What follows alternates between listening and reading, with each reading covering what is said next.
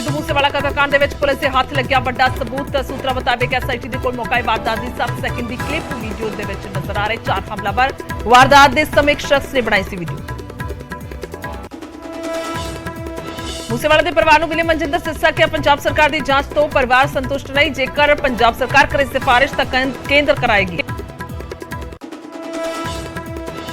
मूसेवाला कतलकांड सिरसा दे नाजरे तार कालांवाली दे कई नौजवानों ते मूसेवाला दी रेकी करन दा शक, पंजाब पुलिस ने की छापेमारी। बठिंडा जेल नूं लैके खुफिया विभाग दा अलर्ट। मुताबिक जेल दे विच बंद गैंगस्टर कर सकते ने जेल ब्रेक। इंटैलीजेंस दे इनपुट तो बाद जेल तो दे बाहर वधाई गई सुरक्षा। एक्शन दे विच जेल मंत्री हरजोत बैंस लुधियाना केंद्रीय जेल दी कर रहे चैकिंग कैदियां दे नाल भी कर रहे ने मुलाकात। कल बठिंडा फरीदकोट ते फिरोजपुर दीआं जेलां दा कीता सी दौरा।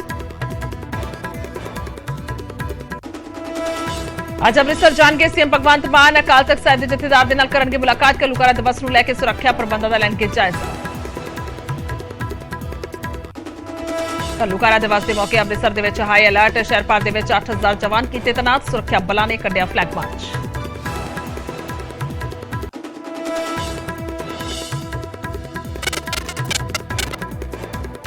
पुलिस ने राजस्थान तो मुख मुलजम जोबनजीत नूं कीता गिरफ्तार। 6 दिनां दा मिलिया रिमांड। भारत पाकिस्तान बॉर्डर के नेड़े पाकिस्तानी घुसपैठिया गिरफ्तार। पाकिस्तान के पिंड बवानिया के रहने वाले शाहिद अली के वजों हुई पछाण। BSF वालों पुछगिछ जारी। संगरूर जिमनी चोणां दे लई कल नामजदगियां दा आखिरी दिन, पर कांग्रेस ते बीजेपी ने अजे तक नहीं कीता उम्मीदवारां दा ऐलान। आम आदमी पार्टी के गुरमेल सिंह ते अकाली दल तो कमलदीप कौर ने मैदान दे विच।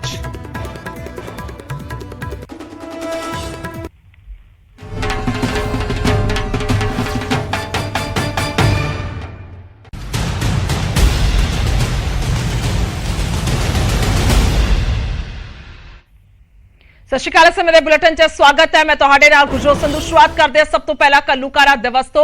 घल्लूघारा दिवस के मौके ते दसी कि अमृतसर दे विच हाई अलर्ट जारी कर दिता गया। शहर दे विच सुरक्षा के कड़े प्रबंध किए गए ने।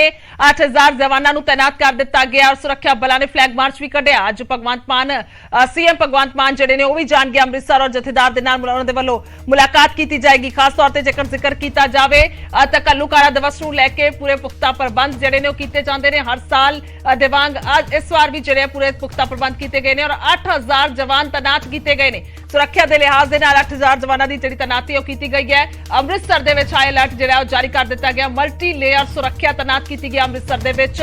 सीएम भगवंत मान के वलों भी जाया जाना है, जिस दे चलते कह सकते हैं कि पूर्ण तौर पर जिहड़े उस लिहाज के नाल भी और पूर्ण तौर पर जेकर 5 और 6 जून का जिक्र करते हैं तो 5 और 6 जून नूं लैके जिहड़े सुरक्षा के पुख्ता प्रबंध हुंदे ने। हालांकि 4, 5, 6 तरीके 3 दिन जिहड़े ने पूर्ण तौर पर जिहड़ा ऑपरेशन ब्लू स्टार उस अंजाम दिता गया सी, जिस दे चलते घल्लूघारा दिवस के वजों जिहड़े इस दिन ने मनाए जाते हैं और समागमां दे भोग समागम हुंदे ने। अखंड पाठ साहिब के भोग पाए जाते हैं। बड़ी तादाद दे विच जिहड़े संगत है वह पहुंचती है और हर साल वेख्या जाता है कि किते ना किते कुछ ना कुछ जिहड़ा हालात एक समय दे लई जिहड़े थोड़े बहुत खराब हुंदे ने। तां सुरक्षा के लिहाज दे नाल इस करके हर साल पूर्ण तौर पर जिहड़ी सुरक्षा तैनात की जाती है और इस बार भी कि कुछ प्रबंध ने पुख्ता आखिरकार और इस मौके संगतां दी किन्नी आमद हो रही है। इसलिए सीधा चलदे अमृतसर राजीव शर्मा ने साडे नाल पत्रकार ज्यादा गलबात दे लई। राजीव, सब तो पहला जानना चाहांगे किन्नी क संगत दी आमद हैगी है, की कुछ तस्वीर है और खास तौर पर जेकर गल की जाए सुरक्षा के लिहाज दे नाल किन्ने क प्रबंध ने ना सिर्फ अमृतसर हरमंदर साहिब दे विच बल्कि बाकी होर शहर दे विच भी। जी हाँ बिल्कुल गुरजोत, जितों तक तो संगत की आमद की गल है क्योंकि घल्लूघारा दिवस यानी कि 6 जून ऐतवार के दिन तो जग अमूमन असी गल करते हैं शनि ऐतवार वाले दिन संगत जी ज़्यादा होंगी, पर अजकल गर्मियों दी छुट्टियां भी ने तो संगत पहला नालों बहुत ज़्यादा तुसीं देख सकते हो कि हरमंदर साहिब की यह मेन एंट्रेंस है जिथे तुसीं देख सकते हो और इस तो अंदाज़ा लगाया जा सकता है कि गर्मी भी बहुत ज़्यादा पर बावजूद उसके वड्डी तादाद के संगत जी हरमंदर साहिब नतमस्तक होने के लिए पहुँच रही है। तो दूसरे ਪਾਸੇ ਸੁਰੱਖਿਆ ਦੀ ਜੇਕਰ ਅਸੀਂ ਗੱਲ ਕਰੀਏ ਤਾਂ 1:30 ਵਜੇ ਦੇ ਕਰੀਬ ਕਿਹਾ ਜਾ ਰਿਹਾ ਕਿ ਮੁੱਖ ਮੰਤਰੀ ਭਗਵੰਤ ਮਾਨ ਹਰਿਮੰਦਰ ਸਾਹਿਬ ਪਹੁੰਚਣਗੇ। ਅਕਾਲ ਤਖਤ ਸਾਹਿਬ ਦੇ ਜਥੇਦਾਰ ਦੇ ਨਾਲ ਉਹਨਾਂ ਵੱਲੋਂ ਮੁਲਾਕਾਤ ਕੀਤੀ ਜਾਣੀ ਹੈ।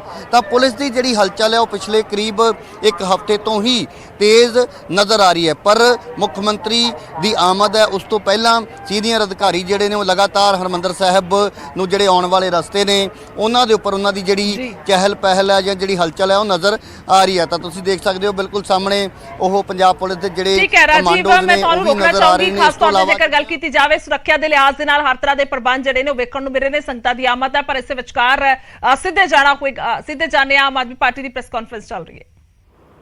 ਕੱਲ ਦੇਸ਼ ਦੇ ਹੋਮ ਮਿਨਿਸਟਰ ਅਮਿਤ ਸ਼ਾਹ ਜੀ ਨੇ ਪੰਜਾਬ ਕਾਂਗਰਸ ਦਾ ਕੁਝ ਰਿਜੈਕਟਡ ਮਾਲ ਜਿਹੜਾ ਹੈ ਜਾਂ ਰਿਜੈਕਟਡ ਲੀਡਰ ਕਹਿ ਲਓ, ਜਾਂ ਈਵਨ ਅਸੀਂ ਤੇ ਇਲੈਕਸ਼ਨ ਤੋਂ ਪਹਿਲਾਂ ਵੀ ਕਿਹਾ ਸੀ ਵੀ ਕਾਂਗਰਸ ਦਾ ਜਿਹੜਾ ਕੂੜਾ ਕਚਰਾ ਹੈ ਉਹਨੂੰ ਭਾਰਤੀ ਜਨਤਾ ਪਾਰਟੀ ਸ਼ਾਮਿਲ ਕਰਵਾਇਆ। ਔਰ ਜਿਹੜੇ ਲੋਕ ਸ਼ਾਮਿਲ ਕਰਵਾਏ ਆ ਕੱਲ ਬੀਜੇਪੀ ਨੇ, ਕਾਂਗਰਸ ਦੇ ਜਿਹੜੇ ਸਾਬਕਾ ਲੀਡਰ ਜਾਂ ਸਾਬਕਾ ਜਿਹੜੇ ਵਜ਼ੀਰ, ਉਹਨਾਂ ਬਾਰੇ ਬੀਜੇਪੀ ਦੀ ਕੀ ਰਾਏ ਹੈ, ਮੈਂ ਤੁਹਾਨੂੰ ਉਹਦੇ ਬਾਰੇ ਇਹ ਚਾਨਣਾ ਦੇਣਾ ਹੈ ਕਿ ਬੀਜੇਪੀ ਇਹਨਾਂ ਲੀਡਰਾਂ ਬਾਰੇ ਕੀ ਸੋਚਦੀ ਸੀ ਜਾਂ ਕੀ ਕਹਿੰਦੀ ਸੀ ਜਾਂ ਕਿਹੜੇ ਦਾਅਵੇ ਕਰਦੀ ਸੀ। ਉਸ ਮੁੱਦੇ ਤੇ ਹੀ ਮੈਂ ਅੱਜ ਗੱਲ ਕਰੂੰਗਾ। ਕੱਲ ਅਮਿਤ ਸ਼ਾਹ ਜੀ ਨੇ ਕਾਂਗਰਸ ਦੇ ਸਾਬਕਾ ਵਜ਼ੀਰ ਸੁੰਦਰ ਸ਼ਾਮ ਅਰੋੜਾ ਜਿਹੜੇ MLA ਰਹੇ ਆ ਔਰ ਮੰਤਰੀ ਰਹੇ, ਇੰਡਸਟਰੀ ਦੇ ਔਰ ਕਮਰਸ ਦੇ ਮਿਨਿਸਟਰ ਰਹੇ ਆ, ਉਹਨਾਂ ਨੂੰ ਕੱਲ ਬੀਜੇਪੀ ਜੁਆਇਨ ਕਰਾਈ। ਸੁੰਦਰ ਸ਼ਾਮ ਅਰੋੜਾ ਬਾਰੇ ਭਾਰਤੀ ਜਨਤਾ ਪਾਰਟੀ ਦੇ ਸੀਨੀਅਰ ਲੀਡਰ ਔਰ ਪੰਜਾਬ ਦੇ ਲੋਕਲ ਬਾਡੀ ਮਿਨਿਸਟਰ ਰਹੇ ਤੀਕਸ਼ਣ ਸੂਦ ਜੀ, ਬੀਜੇਪੀ ਦੇ ਤੀਕਸ਼ਣ ਸੂਦ ਜੀ ਨੇ ਇਹ ਗੱਲ ਕਹੀ ਔਰ ਐਲੀਗੇਸ਼ਨ ਲਾਏ ਸੀ ਪਿਛਲੇ ਦਿਨਾਂ 'ਚ ਕਿ ਜਿਹੜੇ ਸੁੰਦਰ ਸ਼ਾਮ ਅਰੋੜਾ ਹੈ ਉਹਨਾਂ ਨੇ ਇੰਡਸਟਰੀ ਔਰ ਕਾਮਰਸ ਮਿਨਿਸਟਰ ਹੋਣ ਦੇ ਟਾਈਮ ਮੋਹਾਲੀ ਵਿੱਚ ਇੰਡਸਟਰੀ ਡਿਪਾਰਟਮੈਂਟ ਦੀ 31 ਏਕੜ ਜ਼ਮੀਨ ਜਿਹਦੀ ਵੈਲਿਊ 450 ਕਰੋੜ ਰੁਪਏ ਬਣਦੀ ਸੀ, ਉਹਨੂੰ ਉਸੇ ਕੰਪਨੀ ਦੇ ਨਾਂ ਤੇ ਕੀਤਾ ਜਿਸ ਕੰਪਨੀ 'ਚ ਸੁੰਦਰ ਸ਼ਾਮ ਅਰੋੜਾ ਜਿਹੜੇ ਕਾਂਗਰਸ ਦੇ ਸਾਬਕਾ ਵਜ਼ੀਰ ਹੈ, ਜਿਹੜੇ ਹੁਣ ਬੀਜੇਪੀ ਜੁਆਇਨ ਕਰ ਗਏ, ਉਸ ਕੰਪਨੀ 'ਚ ਹਿੱਸੇਦਾਰ ਸੀ। ਯਾਨੀ ਕਿ ਬੀਜੇਪੀ ਦੇ ਸੀਨੀਅਰ ਲੀਡਰ ਜਿਸ ਬੰਦੇ ਨੂੰ 450 ਕਰੋੜ ਦਾ ਘਪਲੇਬਾਜ਼ ਮੰਨਦੇ ਆ, ਐਜ ਏ ਮਿਨਿਸਟਰ ਉਹਨਾਂ ਨੇ ਕਰਪਸ਼ਨ ਕੀਤੀ ਔਰ ਤੇ ਐਲੀਗੇਸ਼ਨ ਬੀਜੇਪੀ ਨੇ ਲਾਏ ਆ। ਉਸ ਅਰੋੜਾ ਸਾਹਿਬ ਨੂੰ ਕੱਲ ਹੋਮ ਮਿਨਿਸਟਰ ਨੇ ਜਿਹੜਾ ਹੈ ਭਾਰਤੀ ਜਨਤਾ ਪਾਰਟੀ ਜੁਆਇਨ ਕਰਾਇਆ। ਇਸੇ ਕੜੀ 'ਚ ਪੰਜਾਬ ਦੇ ਸਾਬਕਾ ਹੈਲਥ ਮਿਨਿਸਟਰ ਬਲਵੀਰ ਸਿੰਘ ਸਿੱਧੂ ਸਾਹਿਬ ਜਿਹੜੇ ਮੋਹਾਲੀ ਤੋਂ ਸਾਬਕਾ MLA ਆ ਔਰ ਜਿਨ੍ਹਾਂ ਦਾ ਹਾਰਨ ਦਾ ਮਾਰਜਨ ਦੁੱਗਣਾ ਇਸ ਕਰਕੇ ਹੋ ਗਿਆ ਕਿ ਉਹਨਾਂ ਦੇ ਜਿਹੜੇ ਸਕੇ ਭਰਾ ਮੇਅਰ ਹੈ ਉਹਨਾਂ ਨੇ ਵੀ ਬੀਜੇਪੀ ਜੁਆਇਨ ਕਰ ਲਿਆ। ਉਹਨਾਂ ਤੇ ਬਹੁਤ ਸਾਰੇ ਕਰਪਸ਼ਨ ਦੇ ਚਾਰਜਸ ਆ।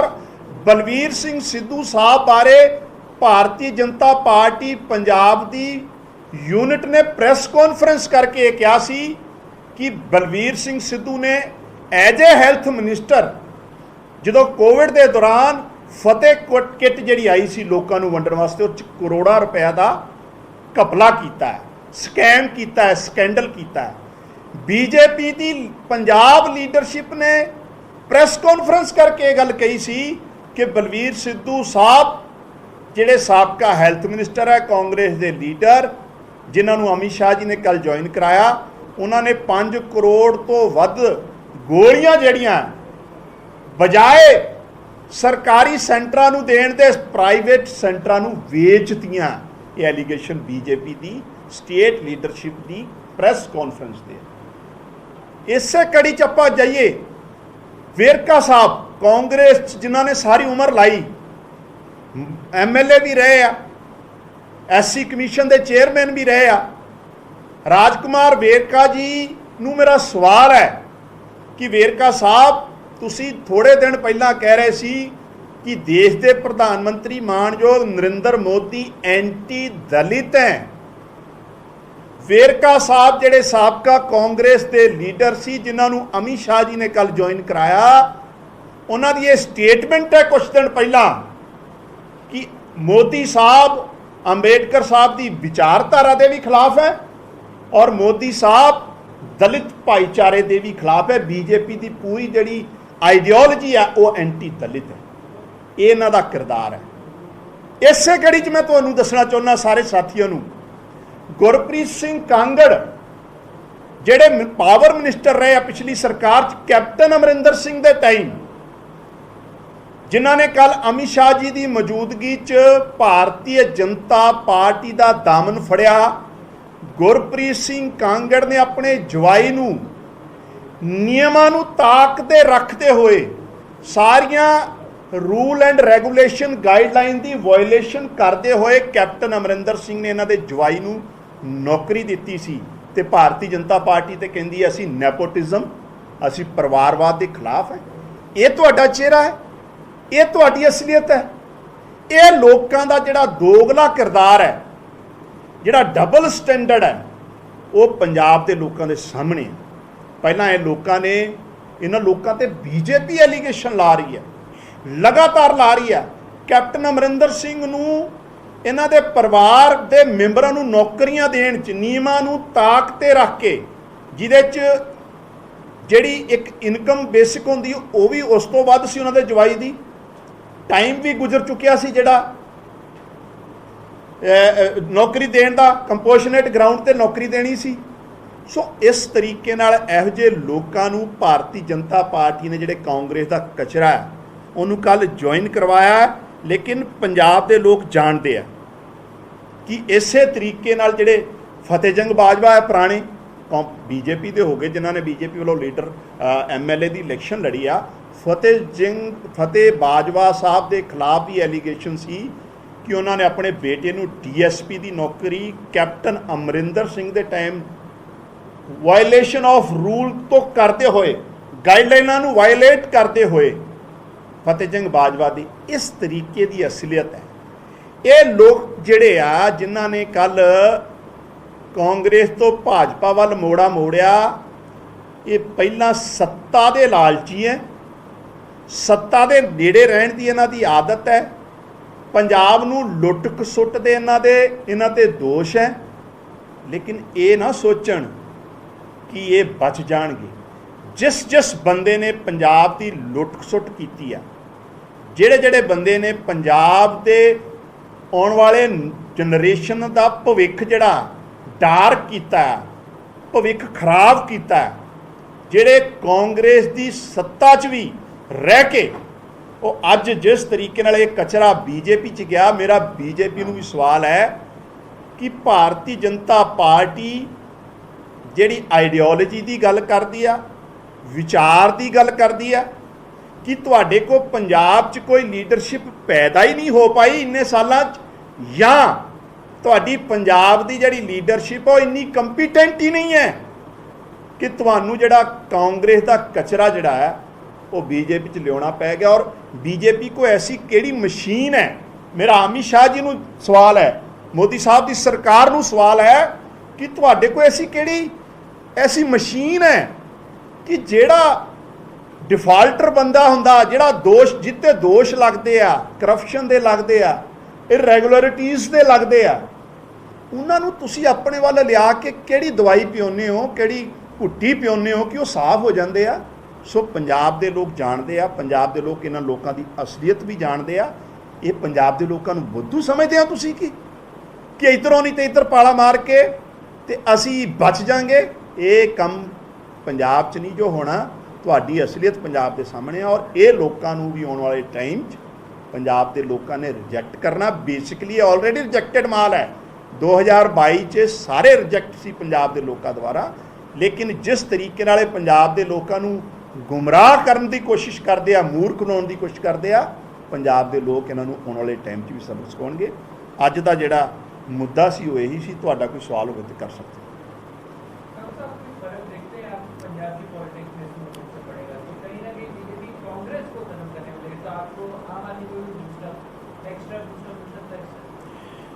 देखो जिस तरीके नाल मुल्क च, हिंदी में बोलूं, जिस तरीके से देश में मोदी साहब की तानाशाही वाली सरकार काम कर रही है, जिस तरीके से रोज़ाना संविधान के पर कच्चे उड़ाए जा रहे हैं, वायलेशन किया जा रहा है, आज देश के लोगों को एक ही पार्टी से उम्मीद है और एक ही लीडर से उम्मीद है, वो है आम आदमी पार्टी और अरविंद केजरीवाल जी। आज देश के लोगों के सामने एक ऑप्शन बची है, क्योंकि कांग्रेस जो है वो पूरी तरह से ख़त्म हो चुकी है। कांग्रेस की लीडरशिप की क्रेडिबिलिटी कोई नहीं रही। तो इसमें कोई दो राय नहीं है, आने वाले समय में देश के पास एक सबसे अच्छी ऑप्शन आम आदमी पार्टी, और देश को अगवाई अगर कोई दे सकता है इन तानाशाही शक्तियों के खिलाफ तो अरविंद केजरीवाल जी। सर, अमित शाह कह रहे हैं कि बीजेपी को play big role in Punjab politics will emerge as largest party in state in 2024। Sorry, Amit Shah का बयान है कि बीजेपी को प्ले बिग अच्छा। Role in Punjab politics will emerge as largest party in state in 2024। मैंने बीजेपी के लीडर्स के बयान ही आपको बताए हैं, जिनको अमित शाह जी ने कल ज्वाइन करवाया। तो अब यहाँ तो अमित शाह जी कह दें कि हमारे जो लीडर्स के बयान थे इन्हीं के बारे में, जो कल रिजेक्टेड माल गया है भाजपा में कांग्रेस का, तो उसके बारे में वो खुल के बता दें। दूसरा, क्या बीजेपी पंजाब में इतने सालों से जो काम कर रही है उसकी वर्कर कॉम्पिटेंट नहीं है? तो इनको जो रिजेक्टेड लोगों के ये जो गेम है इसके पीछे, ये सारा पंजाब जानता है। ये सच्चाई भी आएगी, इन लोगों ने क्या क्या पंजाब के साथ धोखे किए हैं, वो सारी चीज़ें भी पंजाब के लोग सर साहब, बार बार बीजेपी एलिगेशन ला रही है कि लॉ एंड ऑर्डर पंजाब का बहुत बुरा हाल हो गया, डेली गैंगस्टर पोस्ट पा रहे हैं, अजय तक कोई हमलावर या किसी भी तरह का कोई किंगपिन अरेस्ट नहीं हुआ, सिद्धू मूसेवाला केस में कई इंसिडेंट हो चुके हैं लॉ एंड ऑर्डर में देखते हो। दो गल्लां हैं।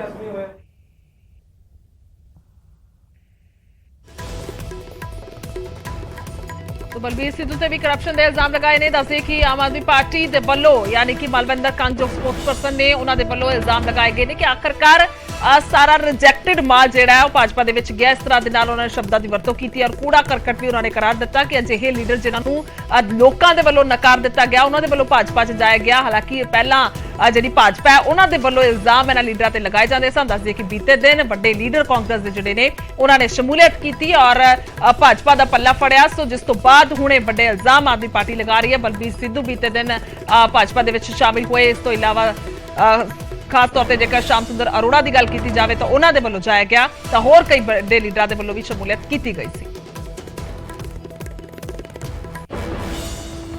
तो उधर अमित शाह का बड़ा बयान सामने आया है। पंजाब की राजनीति दे विच वड्डी भूमिका निभाएगी भाजपा, यह कहते हुए नजर आए ने। 2024 दे चोणां दे विच सब तो वड्डी पार्टी जिहड़ी है बन के उभरेगी बीजेपी। है बड़ा बयान अमित शाह दे वलों दिता गया। दसे कि गृह मंत्री ने अमित शाह कि बीते दिन उन्होंने वलों चंडीगढ़ आया गया सी, तो वड्डे लीडरां दे वलों कांग्रेस के वड्डे लीडरां दे वलों भाजपा च शमूलियत की गई है। तो हुणे बड़ा बयान अमित शाह दे वलों दिता गया। खास तौर पर जेकर जिक्र किया जाए, उन्हों का कहना है कि वड्डी पार्टी बन के 2024 दे विच उभरेगी भाजपा पंजाब दे विच, यानी कि सीधे तौर पर जेकर भाजपा की गल करते हैं तो उन्होंने वलों साफ तौर पर कहना है कि 2024 दे विच जिहड़ा वड्डा काम किया जाएगा। दसदी कि चोणां चिड़ियां ने हमेशा तो लड़दी आई है भाजपा, पर पहला श्रोमणी अकाली दल दे नाल अलायंस सी, गठजोड़ सी, पर किसानी अंदोलन के दौरान वह गठजोड़ टुटिया। उस तो बाद उन्होंने दे वलों कैप्टन अमरिंदर सिंह की पार्टी ते सुखदेव सिंह ढींडसा के ग्रुप के नाल रल के चोणां जिहड़ियां ने जरूर लड़ियां गईयां 2022 दियां, पर बहुते कोई वधिया नतीजे जिहड़े ने वो नहीं आए। सो जिस तो बाद हुण ਜਿਹੜੇ ਵੱਡੇ ਲੀਡਰ ਨੇ ਉਹ ਭਾਜਪਾ ਦੇ ਵਿੱਚ ਸ਼ਾਮਿਲ ਹੋ ਰਹੇ ਨੇ, ਕਾਂਗਰਸ ਦੇ ਵੱਡੇ ਲੀਡਰ ਜਾ ਰਹੇ ਨੇ। ਇਸ ਤੋਂ ਪਹਿਲਾਂ ਜੇਕਰ ਗੱਲ ਕੀਤੀ ਜਾਵੇ ਫਤਿਹ ਜੰਗ ਬਾਜਵਾ, ਰਾਣਾ ਸੋਢੀ, ਸੁਨੀਲ ਜਾਖੜ, ਹੁਣ ਬਲਬੀਰ ਸਿੱਧੂ, ਸੁਦਰਸ਼ਾਮ ਅਰੋੜਾ, ਗੁਰਪ੍ਰੀਤ ਕਾਂਗੜ, ਰਾਜਕੁਮਾਰ ਵੇਰਕਾ, ਕੇਵਲ ਢਿੱਲੋਂ, ਇਹ ਵੱਡੇ ਲੀਡਰ ਜਿਹੜੇ ਨੇ ਚਲੇ ਜਾ ਚੁੱਕੇ ਨੇ। ਸੋ ਜਿਸ ਤੋਂ ਬਾਅਦ ਹੁਣ ਦਾਵਾ ਅਮਿਤ ਸ਼ਾਹ ਕਰਦੇ ਹੋਏ ਨਜ਼ਰ ਆਏ ਨੇ ਕਿ ਇਹ ਵੱਡੀ ਪਾਰਟੀ ਬਣ ਕੇ ਉਭਰੇਗੀ 2024 ਦੇ ਵਿੱਚ। ਦੱਸ ਦਈਏ ਕਿ ਲੋਕ ਸਭਾ ਦੀਆਂ ਚੋਣਾਂ ਹੋਣਗੀਆਂ, यानी कि केंद्र ਦੇ ਵਿੱਚ ਸਰਕਾਰ ਜਿਹੜੀ ਹੈ ਉਸ ਨੂੰ ਲੈ ਕੇ ਚੋਣਾਂ ਹੋਣਗੀਆਂ। ਸੋ ਦੇਖਣਾ ਹੋਏਗਾ ਕਿ आखिरकार की नतीजे होंगे, पर उस तो पहला अमित शाह का एक बड़ा दावा।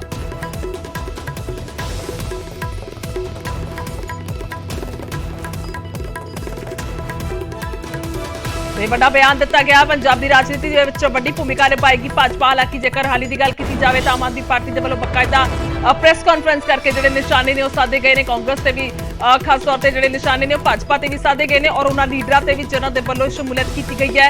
ਭਾਜਪਾ ਦੇ ਵਿੱਚ। ਔਰ ਉਹਨਾਂ ਨੇ ਕਿਹਾ ਕਿ ਪਹਿਲਾਂ ਜਿਹੜਾ ਉਹ ਇਲਜ਼ਾਮ ਜਿਹੜੇ ਨੇ ਨਾ ਲੀਡਰਾਂ ਤੇ ਲਗਾਏ ਜਾਂਦੇ ਸਨ, ਪਰ ਹੁਣ ਭਾਜਪਾ ਦੇ ਵਿੱਚ ਜਾ ਕੇ ਉਹ ਸਾਫ਼ ਪਾਕ ਹੋ ਗਏ ਨੇ ਅਜੇ ਉਹਨਾਂ ਨੇ ਕਿਹਾ। ਔਰ ਇਸ ਤੋਂ ਇਲਾਵਾ ਜਿਹੜੇ ਬਾਕੀ ਇਲਜ਼ਾਮ ਲੱਗੇ ਸੀ ਉਹਨਾਂ ਨੂੰ ਵੀ ਕਿਕ ਕਰਕੇ ਗਿਣਵਾਉਂਦੇ ਹੋਏ ਆਮ ਆਦਮੀ ਪਾਰਟੀ ਦੇ ਸਪੋਕਸਪਰਸਨ ਨਜ਼ਰ ਆਏ ਨੇ। ਤਾਂ ਹੁਣ ਇਹ ਵੱਡਾ ਬਿਆਨ ਅਮਿਤ ਸ਼ਾਹ ਦਾ ਇਸ ਵਿਚਕਾਰ ਆਉਂਦਾ ਹੈ ਔਰ ਉਹਨਾਂ ਦਾ ਕਹਿਣਾ ਹੈ ਕਿ ਵੱਡੀ ਪਾਰਟੀ ਬਣ ਕੇ ਉਭਰੇਗੀ। ਖਾਸ ਤੌਰ ਤੇ ਜੇਕਰ ਬੀਜੇਪੀ ਦੀ ਗੱਲ ਕਰਦੇ ਹਾਂ, ਬੀਜੇਪੀ ਇੱਕ ਅਜਿਹੀ ਪਾਰਟੀ ਹੈ ਜਿਨ੍ਹਾਂ ਦੇ ਵੱਲੋਂ ਹਮੇਸ਼ਾ ਸਟ੍ਰੈਟਜੀ ਦੇ ਨਾਲ ਚੱਲਿਆ ਜਾਂਦਾ ਹੈ, ਯਾਨੀ ਕਿ ਪੂਰੀ ਤਰ੍ਹਾਂ ਦੇ ਨਾਲ ਰਣਨੀਤੀ ਬਣਾਈ ਜਾਂਦੀ ਹੈ ਔਰ ਪੂਰਨ ਤੌਰ ਤੇ ਉਹਨਾਂ ਦੀ ਅਜਿਹੀ ਪਾਰਟੀ ਹਮੇਸ਼ਾ ਤੋਂ ਜ਼ਿਕਰ ਕਰਦੇ ਨੇ ਕਿ ਅਸੀਂ 12 ਦੇ 12 ਮਹੀਨੇ ਕੰਮ ਕਰਨ ਵਾਲੀ ਪਾਰਟੀ ਹਾਂ। ਸਿਰਫ ਸਾਨੂੰ ਚੋਣਾਂ ਦੇ ਦੌਰਾਨ ਅਸੀਂ ਕੰਮ ਨਹੀਂ ਕਰਨਾ ਹੁੰਦਾ, ਬਲਕਿ ਅਸੀਂ ਹਮੇਸ਼ਾ ਤੋਂ ਹੀ ਸੁਚੇਤ ਰਹਿੰਦੇ ਹਾਂ ਔਰ ਹਮੇਸ਼ਾ ਫੀਲਡ ਤੇ ਉਤਰ ਕੇ ਕੰਮ ਕਰਦੇ ਹਾਂ। ਸੋ ਹੁਣੇ ਵੱਡਾ ਬਿਆਨ ਅਮਿਤ ਸ਼ਾਹ ਦੇ ਵੱਲੋਂ ਦਿੱਤਾ ਗਿਆ ਹੈ ਕਿ 2024 ਦੇ ਵਿੱਚ ਵੱਡੀ ਪਾਰਟੀ ਬਣ ਕੇ ਉਭਰਿਆ ਜਾਏਗਾ।